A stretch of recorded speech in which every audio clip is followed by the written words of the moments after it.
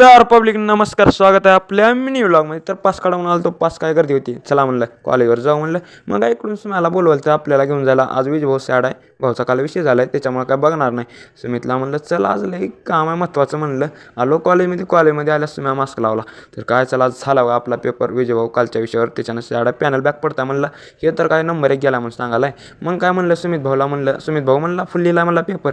आता ह्याला म्हणलं हे तर काय यांनी तर 20 पैकी 20 मार्काचा पेपर लिहिला आहे. जाऊ द्या म्हणलं समजा आता हे बघा सस्ता अशी काय आमचा काय विषयच नाही.